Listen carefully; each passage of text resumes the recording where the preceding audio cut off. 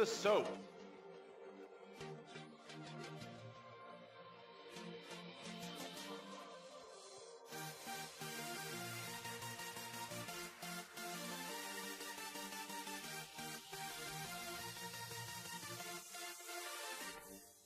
Hey guys, welcome back to the S.O.A.P. I'm Mike. We've got Aaron, Arthur, and Dan here, and we've been talking about crowdfunding. Now, who can tell us the most about crowdfunding? Aaron? Crowdfunding, okay. Yeah. It's a relatively new phenomenon that's sort of, come across the internet where rather than get a large company to fund or back a project, it's actually gone out to the cloud and getting, normal people just to throw money at projects. So I don't have the most experience about it. So Arthur? Perhaps, Arthur. Yeah, well, I kind of mentioned it before already, but the point is, like, the first time I really heard the term was through an interview with Gabe Newell. Back before Lord Gaben, when he was still just lowly old Gabe Newell making Half-Life, and when it was Half-Life 3 was still a relative possibility. He was talking about servicing, specifically about piracy and how to deal with... Basically, he was saying, piracy is a service issue, not a... at the time, this was like the peak time of secure ROM, but that's beside the point. But he mentioned that the most interesting thing he was sort of trying to go towards was to use fans of a project or fans of a potential project to pretty much fund it. And the idea is you as a fan would contribute a small amount. And his idea was more of an investment rather than how modern Kickstarter / GoFundMe / Indiegogo kind of turned out. But the idea was you would put in a minimal amount and then the thing will get funded by combining all the minimal amounts. And down the line, you'd either have some kind of profit sharing thing or you'd be like a stakeholder in the actual production of it and have some input. Alternately, you just get the thing as a product in the end. The other thing I remembered is there's a game called Mountain Blade. I don't know if you're familiar with it. It's made by two coders in Turkey, like a couple, like a husband and wife. Really good game. And it was essentially crowdfunded because the game was released as a beta and they didn't really have much at the time. But what they did was they said, look, you can put in a minimal amount of money now. When the product is finished, you'll get the full product without having to buy it again. But you're also helping us actually develop it because we're only a two-man team. And that's how that project started. And out of that, it became a mainstream game. It's now on Steam. There's like 1 billion mods for it because it's incredibly moddable. And that's where I remember it kind of starting.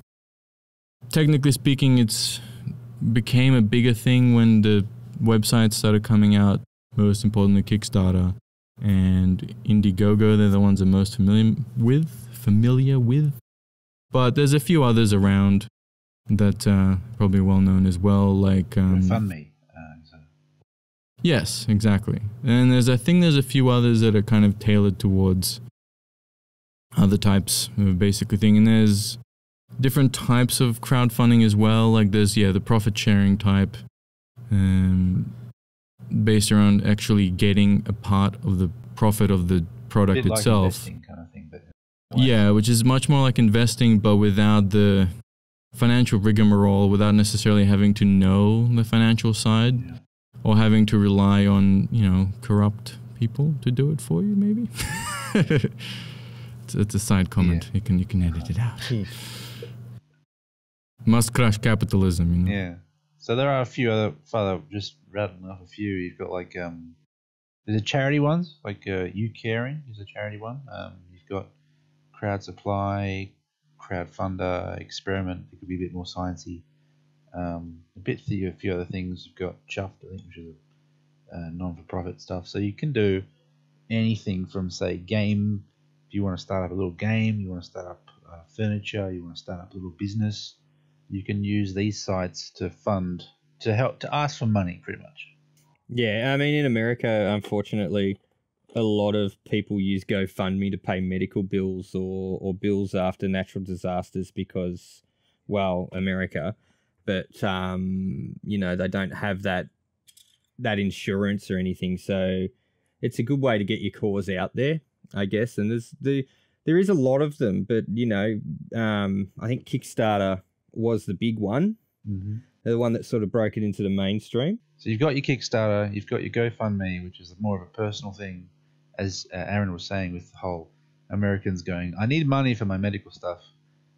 You've got Equity Net, which I think is more of like a small business, and that's just for creative types and product inventors.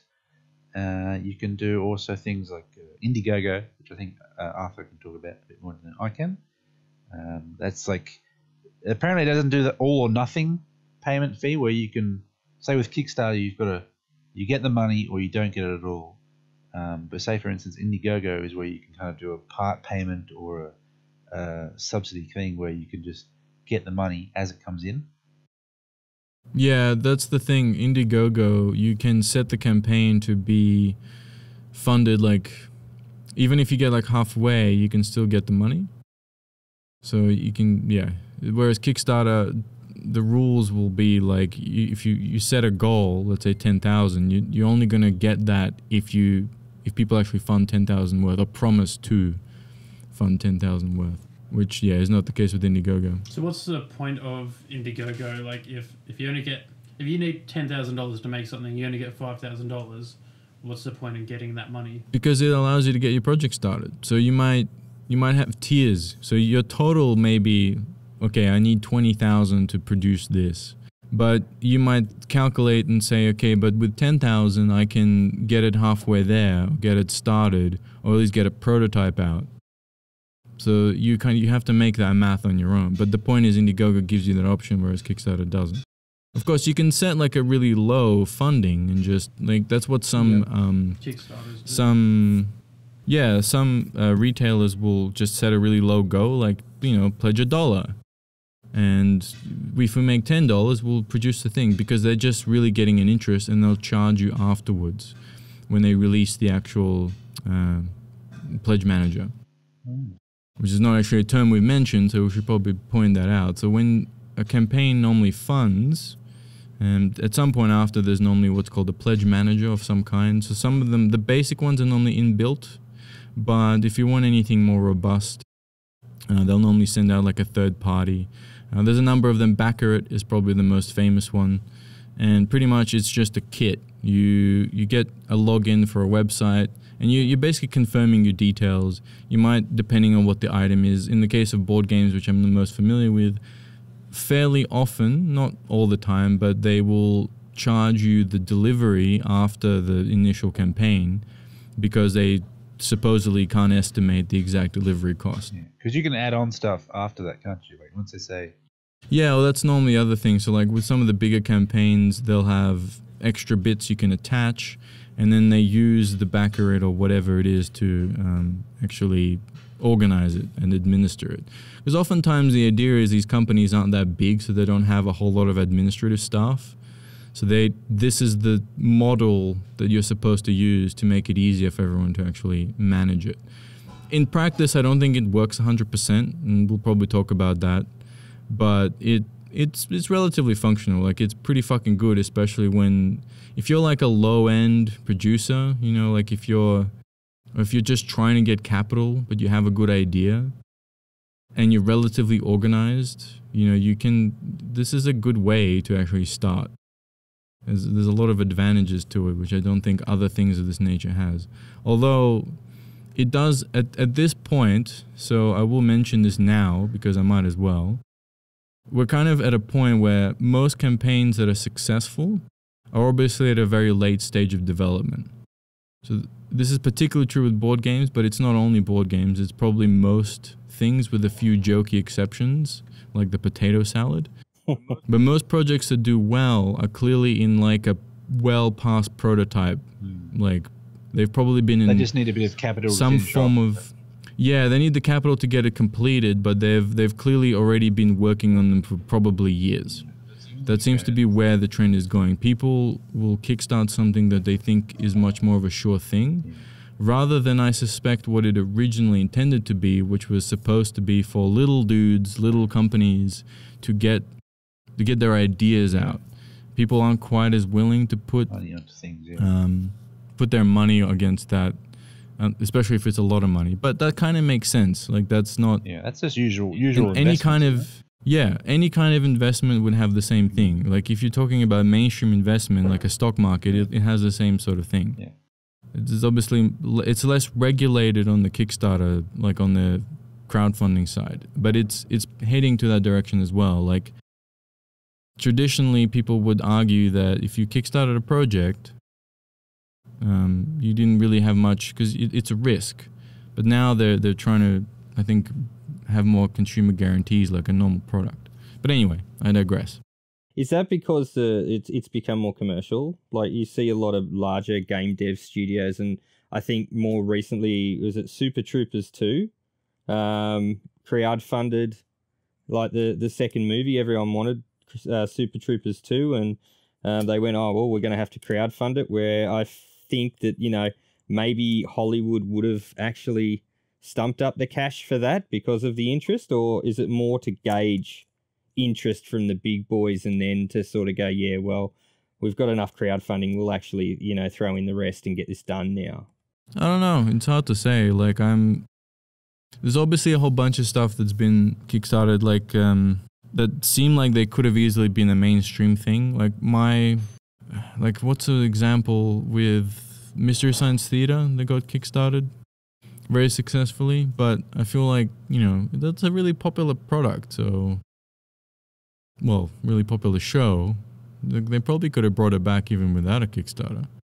But it is less risk, so at the same time, maybe the argument is, well, they're more willing to put an effort into this sort of stuff. Like, maybe you wouldn't see as many of these type of projects come back or come out if it wasn't for this, regardless of whether it's a mainstream company. But okay.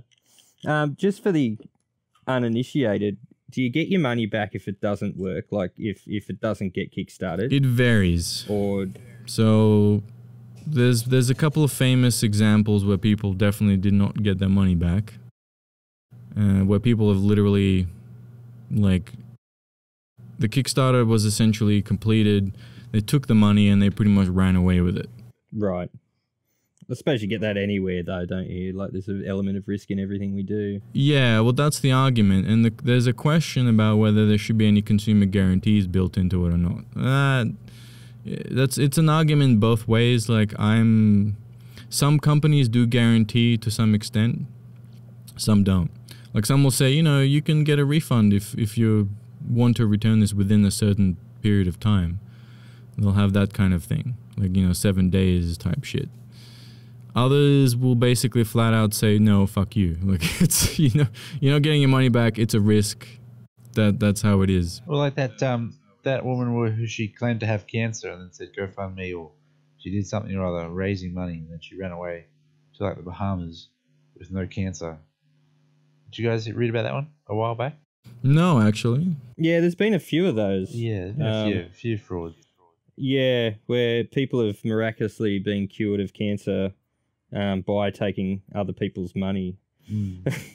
But that. So what happened? I actually don't know this at all. I wouldn't have a full article with me, but pretty much a woman claimed she had cancer, and then said, "Oh, I need money for cancer, this, that, and the other." And then it was a big public, you know, "Oh yeah, let's give her, you know, let's donate money to her." And yeah, it turned out she got found out that she didn't have cancer. She ran away to, like, the Bahamas or an island thing, and was living quite nicely there with the money. And so there was a lot of outrage about that.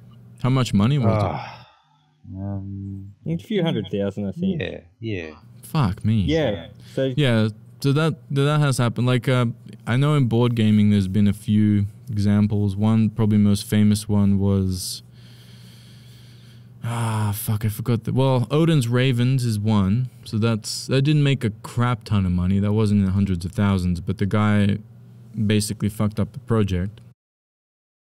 But there is another one, the Doom that came to Atlantic City. That's the name of it. that was kind of like a Cthulhu Monopoly. And everyone was super fucking excited about it.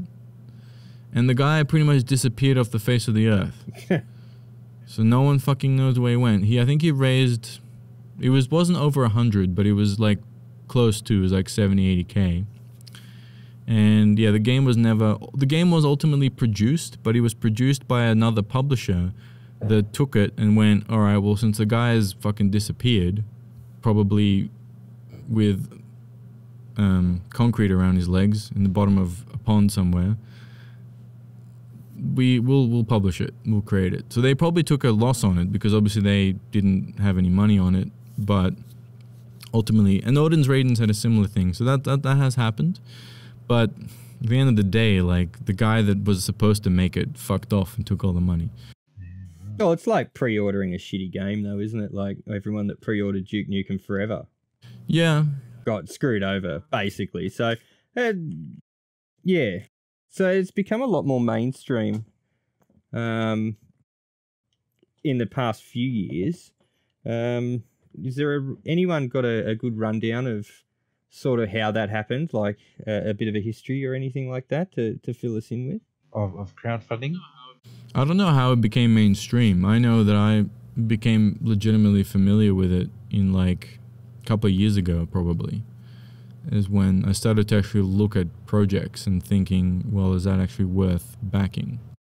But I've basically exclusively backed Kickstarters. Not there, obviously, but I mean, I exclusively backed board games, pretty much. I don't think I've ever backed anything apart from a board game. Most of us have been. Dan and I backed a couple of miniature games. We just brought out miniatures. I brought out backed a Kickstarter board game. So that's stuff we can guarantee that actually works and stuff. My only gripe is that it takes so long to come out. But got to wait a year or so for something to come out. Or more, in some cases. Like, how long have you been waiting for this? Like, you've got the Zombicide. How long are you going to wait for that? Well, officially, Simon said it's supposed to come out, the full thing is supposed to come out 2018 June. Yeah. But the thing is, they said that, so they were open about that. From my ones, there hasn't really been anything massively delayed. Most of them have been, and I think if you're going to be backing Kickstarters, I really suggest that the attitude you should take is, I've paid for it, but I can forget about it, and at some point, I'm going to get a nice surprise in the mail. Yeah, that's what kind of happens with us. I forgot about it. That's how you should think of it. Oftentimes they seriously, particularly if they're new, they seriously underestimate like how long it actually takes to get a product from like China, early stages to production to delivery. Particularly when they're also trying, like in board games, the one that always gets, that I've noticed, fucking Universal. Chinese New Year shutdown. Every fucking time. Anytime that the delivery is estimated to be around early of the year, so like January, February, fucking guarantee that thing is not coming that time. Because the Chinese New Year happens, and they shut down all their factories, and everyone goes home for fucking 2-3 weeks, however long it is, and all production is basically goes, fuck you, and they guarantee delayed. And the thing is, that is like, theoretically, there should be only a 3 weeks delay, but because you shut down production for essentially the entire country, in practice you end up with like months of delay. Yeah. And that gets so many people. And the update's always the same. It's like, oh, this is so-and-so created this game. We're very sorry, but we completely forgot about this thing because we don't actually live in the country, so how the fuck will we know? If you've ever bought anything on eBay around Christmas time, you should know. Dear friend, item delay. Chinese New Year. It's like, fuck! I wanted that for Christmas. God damn it. How long did it delay? I'm just curious. I bought my son a drone and 2 months. Yeah, it took like fucking 7 weeks, I think, to arrive, and it arrived and it looked like someone had used it like a football. But anyway, that's a whole nother story. Yeah. Well, that's the thing. Like, that's the kind of thing that gets people, because unfortunately, you're not going to necessarily know that or realize that. But yeah, so I think, so as an example, I'm sorry I'm doing all the talking. I feel like I am. Please tell me to shut up if I am. But I've backed Kingdom Death Monster, which is one of the biggest Kickstarters ever. It's a board game. It's raised over 12 million. Is it through Kickstarter or is it through someone else? No, it's Kickstarter. The original game came out, I think it was Kickstarted like 2013 or some shit. And I think the estimated delivery was thrown out by like over a year. It was like a year or two before the game was actually delivered. Right. So that's not happening with the current version. They've set much more realistic goals, and actually it's already being delivered. It's delayed by a few months, but that's pretty normal. But I would say if you're backing, expect there to be delays of some kind. 6 to 12 months is about probably average for most things, and at least for board games. I couldn't tell you how it is for other things. Like, I think clothes and electronics have similar problems. Yeah, a mate of mine got a Pebble, which is like a smartwatch kind of dealio, and that was made by... Who made the Pebble? Because they made a couple of others, and then it took him, I don't know, a few months to get the Pebble, and then he upgraded to like one with a heart rate monitor and stuff. And it was, what was the company? They just got absorbed by Fitbit. Who were they? Hold on a sec. Google. No, it wasn't Google. Yahoo. It was Pebble. Okay, just Pebble. But they kickstarted this new one, and everyone that bought the original Pebble was like, yeah, fuck yeah, let's get this better watch. And then everyone got a message going, yeah, about that. So we're going to shut down our servers and stuff. And Fitbit bought us. So, you know, you can't update your Pebbles anymore. And the new ones that are coming out are pretty much going to be unupdatable as well. So, yeah, thanks. Bye. Yeah, right. Because apparently that Pebble smartwatch had like a record-breaking. Yeah, it did really well as one of the electronics on the site. Like, it was huge. And everyone like bought one, and then it was just bad management that killed the Pebble. Yeah. The two guys just didn't really know how to manage vendors and shipping and stuff, and like even though they made their goals, their overheads just blew out, and they didn't have enough money, and that was the end of Pebble. So Fitbit stepped in. Yeah, okay. Saved them, eh? No, I didn't save them. Didn't save them. They bought the IP, they bought the tech, yeah, but not the brand. So they're like, yeah, we want all the stuff that you use in your watches. Yeah. To put in Fitbits, but we're not going to continue making your watches. So, you know, here's some money, peasant. Fuck off. And that was about it. What about fees and stuff for people? So if people want to start doing their own, crowdfunding, there's obviously going to be fees and stuff for the companies that they use. Like if you go onto Kickstarter, is there what's the fees? Anyone know? No, I don't know the exact amounts. I know there is definitely fees. Yeah. And one of the reasons why some people prefer Indiegogo is because they charge less. Yeah. Okay. So I'm just doing a little research, and it's like with Kickstarter it's about like 8 to 10%. Yes. If a project's successful. Oh wow. Most of them is roughly about 8 to 10%. Mm-hmm. And there are a couple that do about 5%. It's depending on what you're trying to sell and what kind of category you're under.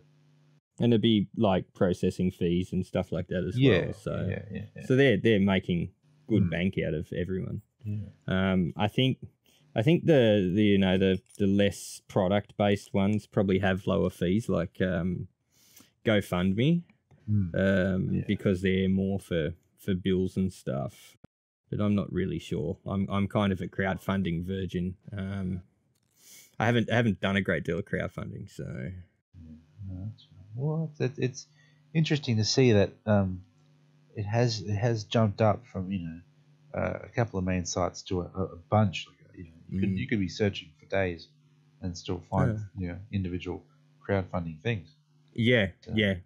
So GoFundMe is 5%. Yep. Plus 30 cents per donation. Yeah. Okay. Well, that could rack up, couldn't it? It could. Especially if, everyone's like, oh, they can only give you $5 or a couple of dollars. Yeah. You could rack up. But I think GoFundMe is probably the other one that's probably most well known that would be out there. Yeah. And as we spoke about before, it's more about, funding stuff, not things. So if you've got cancer, as you said before, Mike, it's more for, I need help to pay for my chemo or something like that. Can you crowdfund me? Yeah. But it's inherently different. I had a guy who actually had a friend. He was like, a friend tried to help his friend by saying crowdfund or GoFund him, GoFund me. He only needed like $2,000 to pay for a car or some shit. But the small community that he put it into, raised the money up pretty quick. Because it was just like, hey, put money in, type in your details, and boom, give him however much. But it was like, it's a very easy way of doing it as long as you've got people willing to put money to you. Well, that's it. You've got to have a network of people, or absolutely. Someone willing to go and spruik on your behalf. Yeah. Always, found crowd like the GoFundMe stuff a little bit weird. It's like, broke need money, and I understand. I'm not having a crack at anyone that uses it, but I don't know how I'd go trying to GoFund myself. It'd feel really weird unless I was GoFunding something like really cool. It's kind of like the modern day begging, I guess you could say. Yeah, I guess so.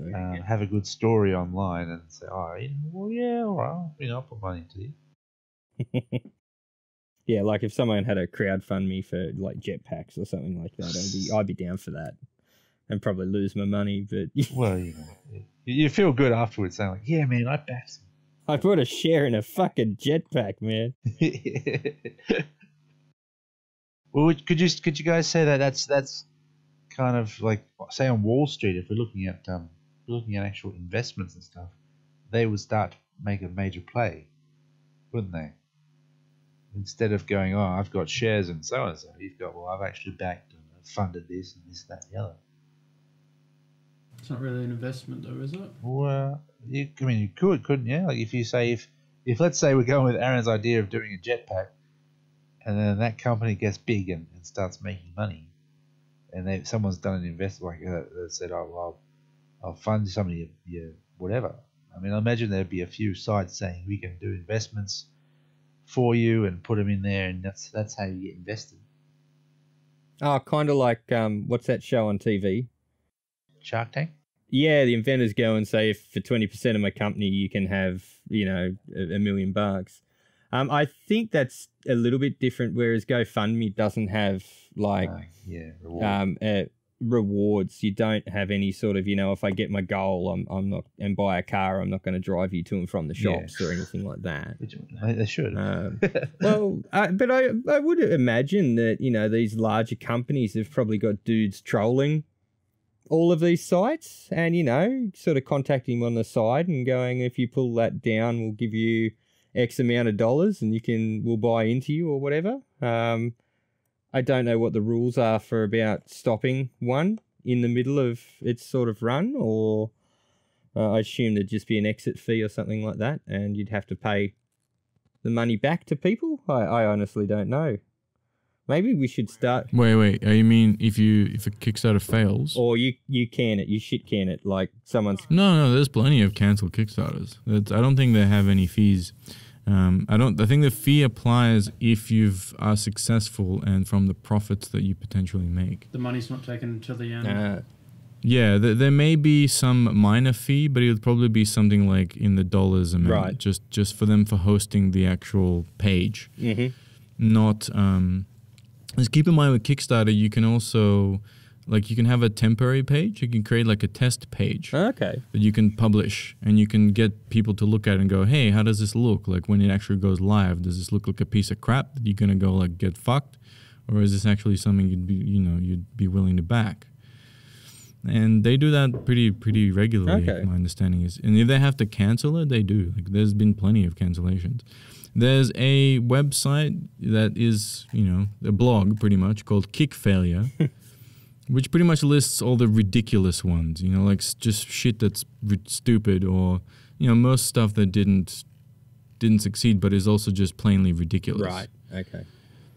And that's good for a laugh, because people have ideas, but they're not thought out. They're not necessarily realized. Yeah, right.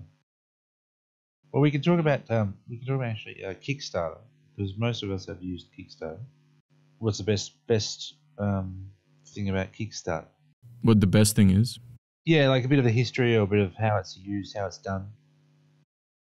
I think when it's successful, it's amazing. I think when you have what it does, and look, keep in mind, we're talking a lot of negatives about it, but overall, my experience has been very positive.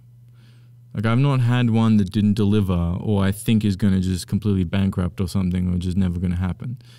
But I tend to be very selective and picky about what I back and what I don't back. So, and sometimes you might back a thing even if you don't expect it to succeed. Just to show the creators, if they're like a small-time type creator, you might say, hey, I appreciate what you're doing. I don't think you're going to succeed, but this is my way of saying that, hey, in the future, if you decide to relaunch it, and I'll back it then as well. I've done those sort of things. But that's the positive, I'd say, is that it gives people that wouldn't ordinarily be able to raise any capital to actually do something interesting. So if you're putting something on to, say, for instance, example, Kickstarter, and it's only by your promotion is it getting out there, because you could go onto Kickstarter, for instance, and look up any the categories. I think there's like 16 categories, and then subcategories of those. How do you find out about Kickstarter? That's a question. Like, how do I personally? How do people in general? Yeah, or how does one of the audiences go? Well, cool. They've just got to go and search, don't they? Oh, well, the first one I backed, I believe, was Scythe. And that was pretty much because when I was trolling through Board Game Geek, it got pretty massive buzz, and I knew it was coming to Kickstarter. So I knew that the only way I could get it earlier than retail would be through Kickstarter. So straight away I was interested. At that point I didn't have an account or anything. I knew, of course, it existed, but I'd never backed anything. I backed it. It was reasonably priced, reasonably delivered. That's the company that made Scythe is Stonemaier Games, and they're also known for being incredibly good at organizing. In fact, they delivered 2 months early. That's probably the exception to the rule. Yeah. But I knew that going in because that's the reputation that they had. So I wasn't too worried. But from there, I realized I sort of just randomly troll through Kickstarter now. Yeah. I just go to the website and be like, hey, what's interesting? Is there anything that looks good? In practice, I don't back very much. But I'm on there like pretty much on a weekly, like I'm there at least once a week. I will probably go there and have a look at new board games. And I know some things are coming to Kickstarter because that's the thing I'm interested in. So I know that there's a particular one that's getting reprinted that's going through Kickstarter. So I know I'll probably definitely back it. Is there an app for it or anything like that? Is there apps you can Yeah. You can get an app through. Actually, funnily enough, the fucking app works way better than the website does. The website, if you launch it on the PC, is a bit awkward. But it actually, through the app, like on your phone, its layout is a lot cleaner for whatever reason. It seems to, I don't know what, they use this weird style that's clearly built for mobiles and iPads, but they haven't translated it to a desktop. Like, maybe we should get a Kickstarter for that. Yeah, Kickstarter having a better website. Yeah. That's very interesting, isn't it? You know, sometimes they're great sites, but they're just let down by crappy websites. I mean, it's not GeoCities from the 90s bad, but it's got clearly a design philosophy that's made for tablets and phones. And they just didn't even go, oh yeah, well, what if you have a mouse? Can we make this a bit more fancy? Not fancy, but just readable. Yeah, okay. This is completely digressing, but like, okay, if you go to Kickstarter and go to the categories, look how it's laid out. It's all on the left. You can't see shit. And then if you open a category, it creates these weird box links. It would make more sense to use more of the screen because everyone that sits on the PC, nearly everyone, will be using, unless you're like on a CRT monitor for some reason, nearly everyone's got a widescreen. So what is with this missing chunk of fucking white shit? Like, why is there just nothing there? It doesn't make it easier to read. I don't understand. This is completely outside the point, but let's just say that it legitimately shits me off that they haven't fucking made a website that works on PCs. Yeah, it's not all great. that well. I don't know. Okay, I should probably shut up now. Well, speaking of fails, me and Dan have just been having a bit of a poke at Kickfailure, and there is this is pure gold. This side, it really is. Yeah, it's fucking brilliant. I love that side. What was the one you had, Dan? I've posted a few now. So. Probably the first one, I think, is you kind of hit the nail on the head. Girls versus drones. Like, I'd back that. I'd almost create an account just to back that, but it failed. Was it Art Nouveau movie, girls fighting drones? Like, why hasn't the Sci-Fi Channel already done that? Like, you know, it's got Sharknado, for fuck's sake. Girls versus drones.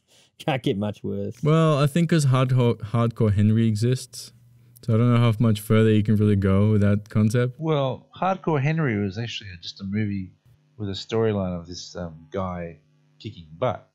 Girls versus Drones is more like a bit of like a documentary, I guess you could say. Yeah.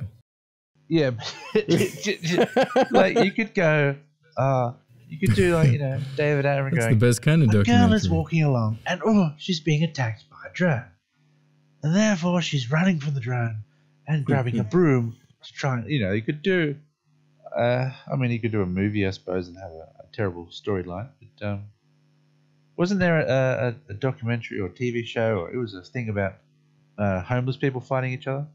They were getting paid to fight. That was You bum mean bum fights. fights? That was Bum fights or something. I don't think that was kickstarted.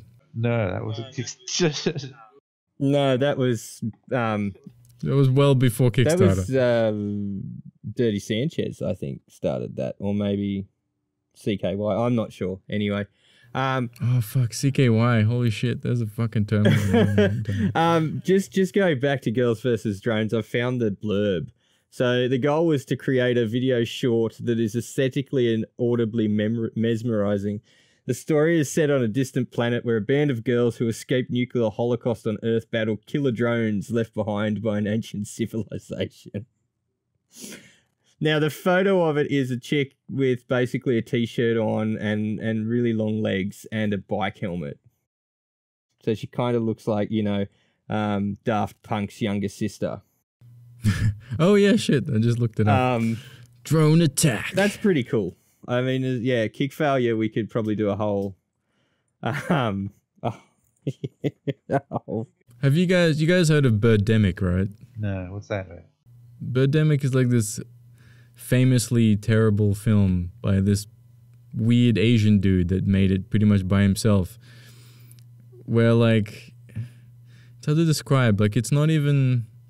It's clearly an attempt to make a serious movie, but nothing about it works. But it's not even. It doesn't even have competence in the level of, like, you know, like traditionally, like when you look at Ed Wood, right, like Plan 9 from Outer Space.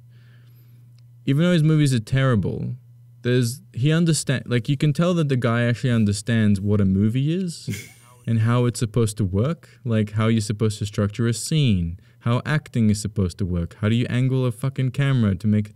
Birdemic is made by someone that doesn't really understand any of this. So it's one of the best bad movies ever made, basically. And it has this amazing, terrible CGI birds that look like you know, like when you, as a kid, you draw like a bird that's just a line with like a 90-degree angle in it. Like if you're drawing a crappy picture, you're drawing like a beach and you could draw like a little L, and that's your little bird in the distance. Like an M. Oh yeah, like the M's. Yeah, the M's. Yeah. So that's the kind of graphics that has. It's pretty much like he got a bad porno. He just drew a bunch of little Like L's a bad porno. and like gave them like flapping wings. Sorry. Oh, fuck. Oh, shit.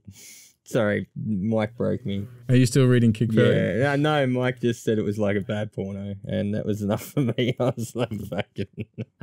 Yeah. No, it's worse than a bad porno. Like a bad porno is again understands how to angle the shot. Like they at least understand that this is the part where they have a structure. You know, they understand how to edit the shot of the girl moaning and the fucking balls hitting wherever they need to hit, and then angle it down. They understand that, like fundamentally. Speaking of balls, this is outside of that. This is not anyone that understands filmmaking on any level, and yet it's there. Yeah, it's there. It's this movie that's been made by a guy that takes it completely seriously. That's fucking great. It's amazing. Speaking of balls, there's a set of balls you can hang from your desk. So you can. Is that on Kickfails? Yeah, so you can play with them while you're at work or hang them off your bike. They've been around for ages, apparently. Yeah, there was a guy, a tradie, who used to have them on his truck, hanging under his tow bar. So he used to come into work and stuff, and I'd be like, I'm going to kick your balls. He's like, go for it, dude. And we'd just be kicking the balls at the back. It's a bit very immature, silly fun. But, yes, I've seen those.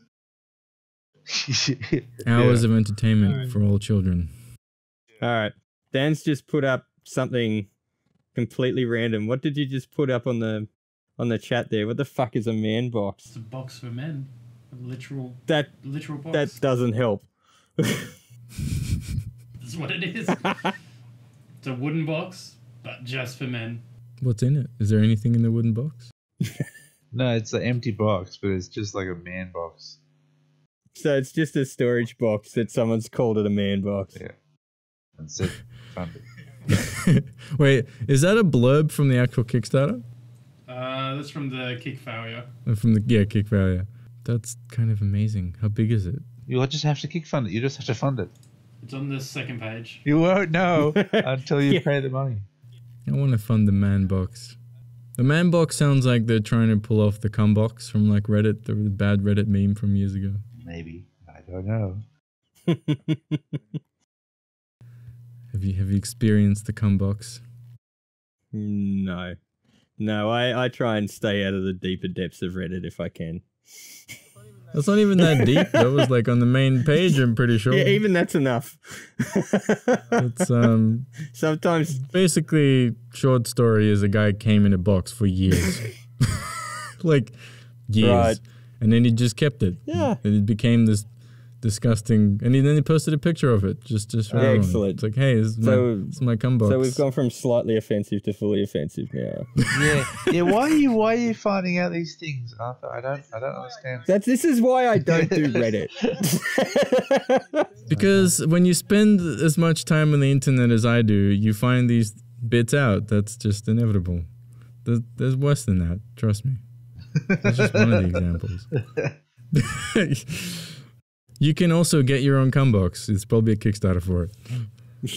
You can use the man box. It's wooden, so it's already... Is that in the artistic creations part? I mean, you can argue it's artistic. You could, very much Performance art, maybe. I don't know. All right. So with people and crowdfunding, you've got to pretty much want to have a look for stuff to see what's there. You can't... Like, will other say review places or whatever tell you about them, or no? Well, good campaigns they'll push their product and they'll let them be known in places. Like that's fine. Yeah. Like for board games, Board Game Geek tends to be the place where people ramp up their. I think Dan's got more. Dan's lost it. What'd you find? Dolphins wearing hats. I'm gonna play that. I hope everyone can hear. Oh fuck it! Oh no, I can't. I can't keep playing that. It's got the Arms of the Angels song and then just like paint.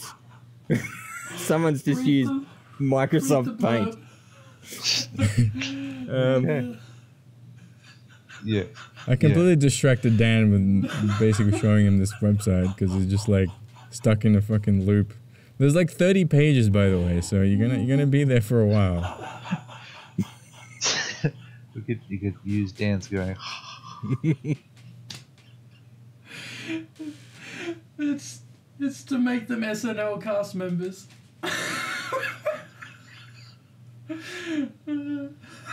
Wait, what? So these dudes made this video of dolphins wearing hats to get on Saturday Night Live.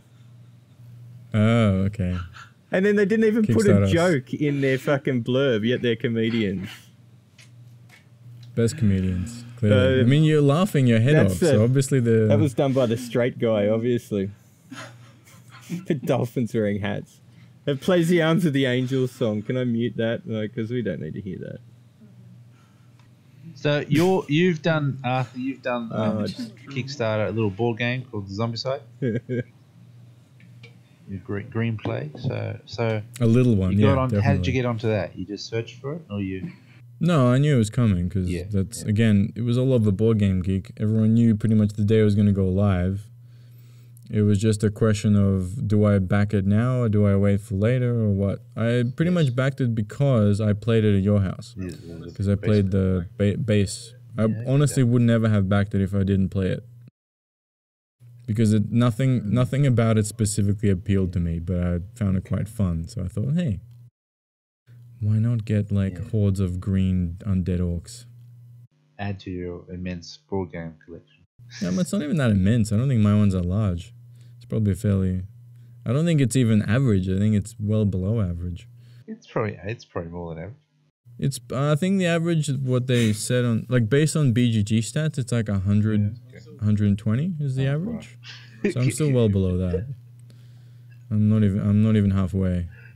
So if people want to do crowdfunding for other things, it's better to check out other websites, other things like Indiegogo or.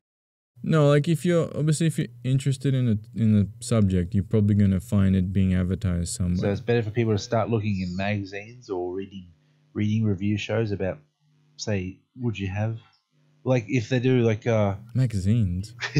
What are you? From Maybe the some 1990s? people will still read magazines. What's a magazine? They what might is that? How would someone? Do you get to do? Like a physical magazine? I don't think anyone's walked into a news agency in like 13 years. Keep them alive. So how do you do advertising for your product? Is it through these websites? Social media mainly, wouldn't it be? Yeah. That's what I meant by magazines. Like you put it on a. Yeah, social media is probably the big. I mean, there's a Jamie Stagmeyer who did the Scythe campaign. He has a whole blog dedicated to essentially how to kickstart something. And he actually has guides on how do you get buzz for something that pretty much no one knows shit about. He talks about the sort of build up and the ramp up, talks about the things that he did that were wrong and the mistakes he made, things that he did that were correct and he would do again and blah, blah, blah. It's... if you have a look at it, it's on their website, which is Stonemaier Games. And they've got a whole blog dedicated to it. And there's a few other people from that side of things when they talk about the little pitfalls. I would say, like, the only thing I would advise if you're a backer, just keep in mind that like you'll eventually understand how to vet something relatively easily. Like you can kind of tell when a project is just a complete, like if you look at Kickfailure, which these fucking jokers are and laughing their asses off. I'm up to the Women of Manure calendar now, so yeah, well that's the point. You can clearly see the difference between just complete weird shit in this case that will likely never get kickstarted in a million years and like a project that actually looks like a commercial project. Now, there's exceptions, which Aaron mentioned, which was the fucking potato salad. But I'd say those are pretty big exceptions. Can I just stop you there? Aaron, what is this story about the potato salad? Okay, so back when Kickstarter was still relatively newish, this guy kind of did a bit of a piss take, and he's like, I want, $20 to make a potato salad. And if you back me... you can get a photo of the potato salad, or I'll take a selfie with it and send it to you. And then it just took off. Like people just thought it was awesome. and he was starting to make more and more money. And he was like, well, you know, if you give me $200, I'll send you a recipe book and sign it. And, you know, everyone that backs it now is going to get potato salad. And he ended up making nearly $60,000 to make some potato salad. And he had this massive party and blew all the money, and like all the people that backed it, if they could get there, came, and he just made a fucking shit ton of potato salad. And everyone was happy, basically. Like, his pledges were hilarious. $3 got you a bite of potato salad. You know, $25 got a hat. $50 got a recipe book, Potato Salads of the World. $110 or more was the platinum potato. So you got the recipe book, the hat, the shirt, a bite of the potato salad, a photo of the dude making it, a thank you posted to the website, and he would say your name out loud while he was making the potato salad. And this was really the first jokey one, and it just happened and went down. And this guy was just like, I just wanted some money to make a potato salad, and now I have to feed, like, you know, 5,000 people. He got 6,000, he nearly got 7,000 backers. And of course it went viral, and everyone was like, oh, it's fucking awesome. And of course the next day Kickstarter was pretty much just full of dudes saying, I'm going to make, you know, I'll make a better potato salad, or I'll make pasta salad, you know. And the arse kind of fell out of the funny things like that, and Kickstarter then went, yep, let's actually do some serious shit. And that's the potato salad. I love the potato salad story. I think it's one underdog against the man, you know, the big potato salad. You know, he stood up to them, and I think he won. I think it was good. It's a fucking great story. I don't think we actually mentioned like how like a basic campaign works at all. So No. So I'll probably just, unless Dan wants to run it down, considering he's barely talked. He's been watching his Kickfails. No, he's still going through Kickfails. It's okay. So pretty much, you look up at a campaign page, you normally will see it's essentially a big advertising page. Gives you a rundown what the product is, how it works, maybe some basic information, also some details. There's normally a bit at the end where it says like potential, what's the word that they use? Pitfalls or like potential failures that they openly admit, basically, meaning on the actual Kickstarter, or risks. Then there's normally the pledges. So you'll see like there's normally various levels of pledges. So normally like you'll normally have a low pledge and then a medium pledge and a high pledge, meaning of the amount of money you're actually saying you're going to pay. The campaign will run for a certain period of time. If it makes its goal, it will fund, and you will get charged at that point after it's funded. So you don't pay straight away. You only get charged at the end. So if it's a 30-day campaign, you back it on the first day, you're not going to get charged until the campaign's successful, and only at the end of it. Then there's also what are called stretch goals, which are pretty much like the potato salad, where the guy obviously realized he went completely insane. So they'd say, well, you know, if I make this much over the original goal, I'll add this, or add that. So a reward kind of thing. Yeah, I mean, that does sometimes mean that creators have gotten kind of hit in the past because they've had too many stretch goals. That's caused an issue with production where they underestimated the time it would take to create all that extra shit. And it ends up bombing out the actual product by years, months, whatever. Yeah. That has sometimes happened. Sometimes there's been one famous one, an Australian one actually, which was the drone. No, well, it was like a drone. Do you guys know about this one? No. I forgot the name of it. It was like the tiniest drone ever. It was an Australian Kickstarter project. And it was supposed to be a portable drone. However, they went completely nuts on the stretch goals.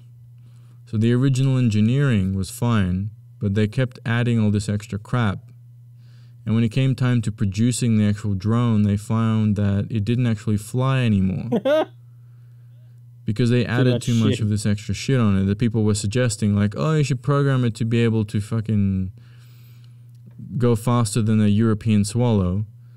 And it ended up in that sort of situation. And he ended up, like, the campaign more or less failed. Like, he didn't run away with the money or anything like that, but a lot of people didn't get their product, or they got a product that functionally didn't work.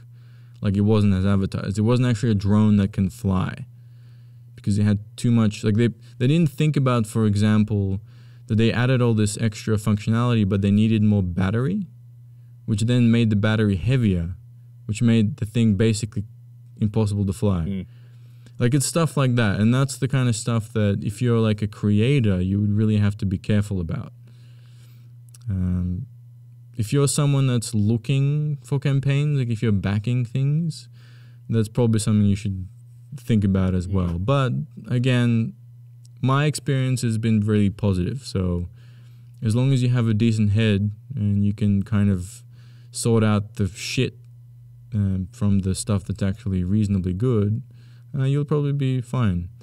And also, if someone has a good reputation, of course, that helps. Like, if someone's, even if they delay, what's helpful and what a lot of people say is that if they let their backers know why, they keep an open channel of communication, which is something that's done through Kickstarter, where you update your campaign. You say, this is what's happening. This is why, blah, blah, blah. People will be very forgiving of delays. There's always going to be those few exceptions that are complete fucking psychos, but they exist everywhere, so that's not really anything new. So as long as you keep yourself, like even when you look through, say for instance on a Kickstarter, their campaign, if they've got a lot of information, that's helping them by saying, this is what we're doing, this is what we're doing. It shows that they actually know what they're trying to sell. Yeah, and then you've got even when you've got companies that will say, we've actually got a help desk, we've got support center, this, that, and the other. It helps, and even comments and stuff like that, where you can read people's reviews and I mean, some people will just say, look, if you have any problems, just email me directly. Like, I'm the designer, but we're not a big company, so I don't expect to get flooded with a million emails. Don't expect an instant reply, but I'll get to it. Like, some campaigns are small enough that they could do that kind of thing. But again, it sounds like I'm being a lot more negative on it than it actually is. Like, as I said, my experience has been pretty much positive right out of the whole way. Yeah, it's always going to be a long-term spend for people. So they want to do. You can't just get something pretty lickety split. You've actually got to go, hey, I like this product.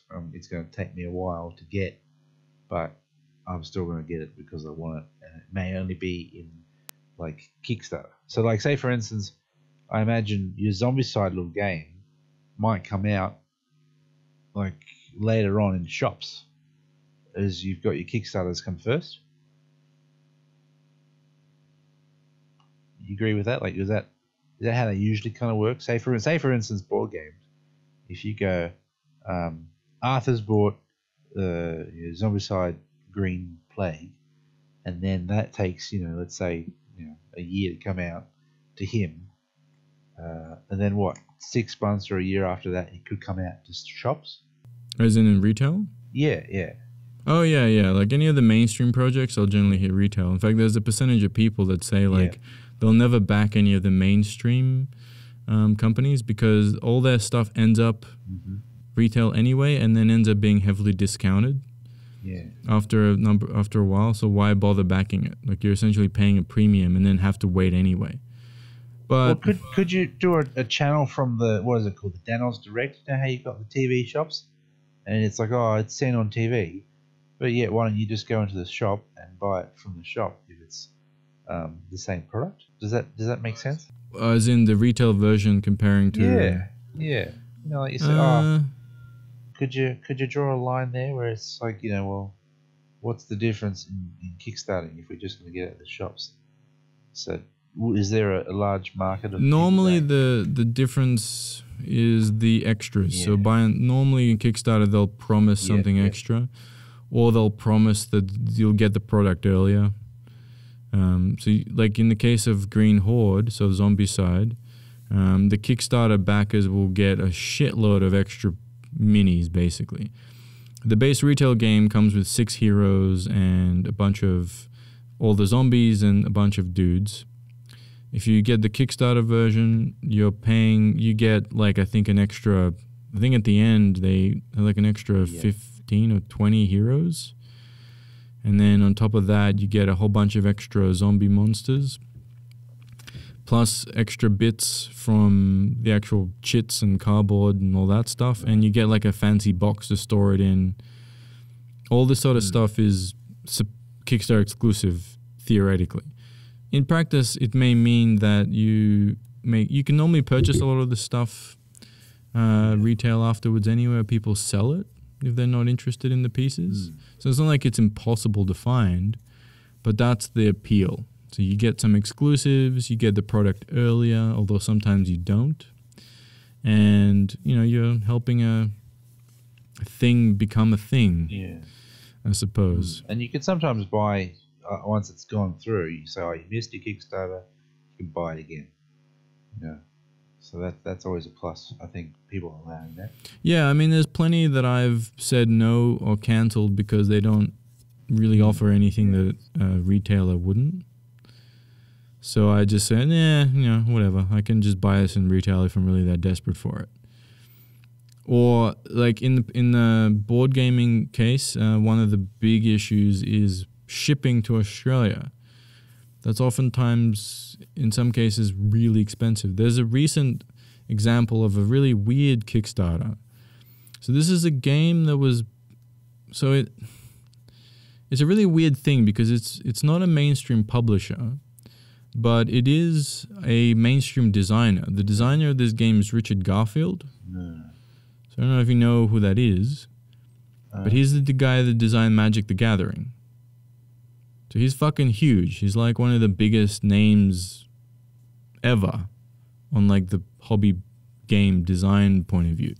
Magic the Gathering is probably to this day the most successful in terms of profits. And it's still the bread and butter of a lot of like hobby stores. A lot of local stores will still primarily rely on Magic the Gathering sales. So... But they created this campaign on Kickstarter, which has this ridiculous goal. So the funding goal was for $250,000. That's huge for a board game. Second of all, even Kingdom Death Monster, which is a massive game, even its full campaign, 1.5, like the newest one, which raised $12 million. But the actual funding goal was $100,000, which is relatively reasonable. This one, $250,000. I think it was in pounds. So that's not dollars, that's British pounds. Which is ridiculous. Second of all, the game looks fucking bland as hell. Like it looks kind of like a lighter version of Magic the Gathering. They didn't have art really. Like they promised all these like classic Magic the Gathering artists who were going to create art for the game. And then on top of that, the cost of like as an example. So let's say I was interested in it, hypothetically. Okay, the base cost of the game was I think £60, but the delivery for Australia was £70. So you're paying more than the price of the actual game to deliver the fucking thing. Assuming that it would even be the product that you wanted initially because there's not enough information about gameplay and art. And it was really bizarre because it had this massive name attached to it and yet it was run by like in this really amateurish way. And what's weird as well is that it got pretty much mainstream like media, like not mainstream as in like actual media, but like as far as board gaming media is concerned, like it ended up on pretty much every channel. So yeah, there's stuff like that that's just fucking weird, but that's... Things like that happen occasionally. Like I wouldn't call that a failure as such. It was just like it seems like they misread the market or they just weren't familiar enough with how Kickstarter worked. They just kind of shoved the thing out there and said, "Oh, hey, we can make that money." I don't know how they based their fucking funding goal. My understanding was that they based it on the salaries of the artists, but it seems totally unreasonable from like a normal, everyday kind of backup point of view. And, you know, particularly when it comes to board games, like that's a field that really gets a lot of popularity. Like board games are, by and large, you have to be pretty bad not to get funded. So it seems a bit strange that like they just completely misread the market in such a bizarre way. And Kickfails is a good example of that, actually, because it lists, I mean, the Kickfails lists the ridiculous ones, but there's all these ones in the middle that are kind of like minor fuck-ups. You know, they're theoretically good, but they never quite seem to be that good.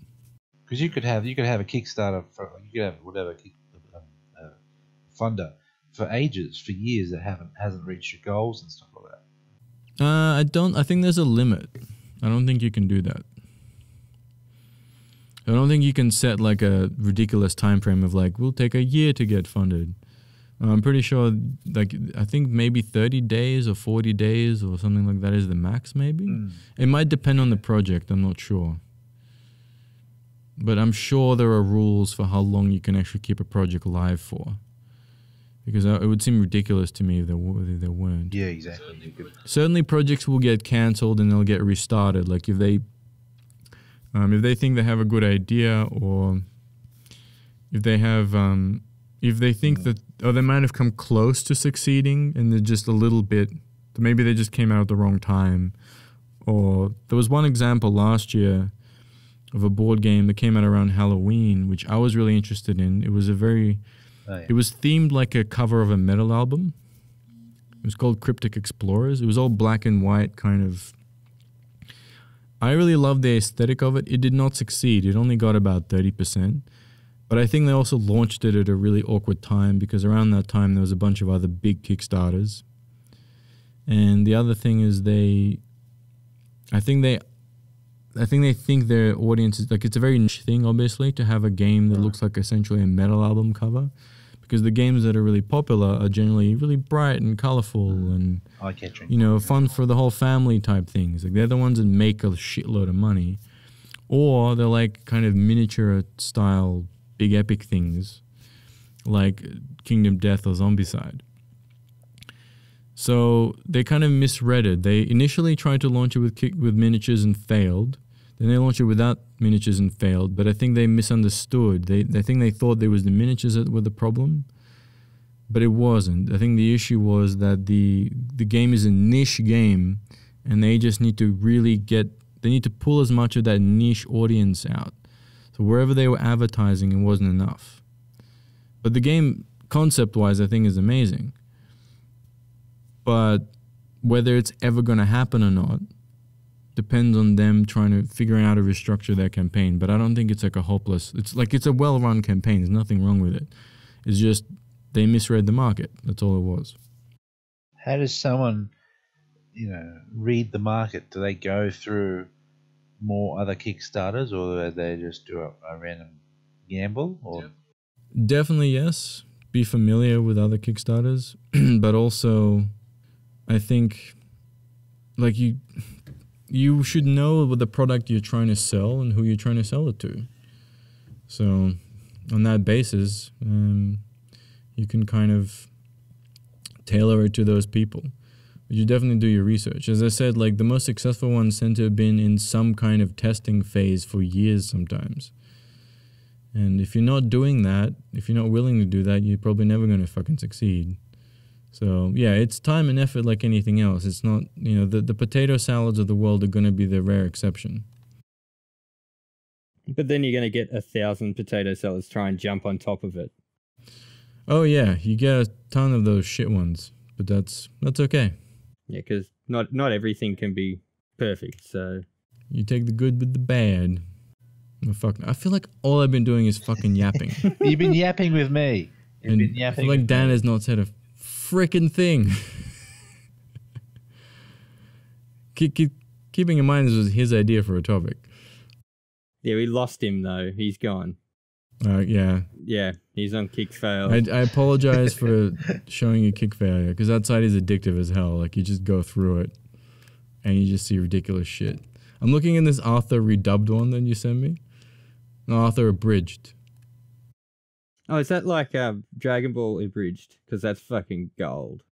They keep getting taken down by the company that makes Dragon Ball, though. So they need a Kickstarter for legal fees. That only had a $400 like goal. And his reasoning is that he needs a high quality mic. That's kind of hilarious. I need a high quality mic. Maybe I should do a Kickstarter for me. A GoFundMe. Yeah, you should go do a GoFundMe. Need Doing a podcasts. mic. Yeah. Better mic. Mike needs a mic. Mic for That Mike. could be the title. Yeah. Yeah. Don't forget to like and subscribe and get on the Fecky books and make sure to get on the Twitters and subscribe to whatever it is that we do. It's called the S.O.A.P. Goose. And also back Mike's mic. Mike for a mic. I think we could call it Mike for a mic. Yeah. And we could yeah. Feel free to donate. Yeah. That sounds like it should be Indiegogo. Yeah, maybe. That's like a help me, I'm a povo. That sort of situation. The technological defunct one needs more money. We'll pay for IT guy to come in and counteract the minus 100 to all electronic. You need like the opposite of the cooler. Well, anyway, that was we'll wrap it up. That was Kickstarter. Feel free, as Arthur said, to look through YouTube, Facebook, any of our Twitter accounts, any of these other social media outlets that we do. Feel free to put any comments, any requests, any questions in the comments below, and we'll catch you guys next time on the S.O.A.P. Thanks for listening. Catch you on the flip side. Kickfail. Hashtag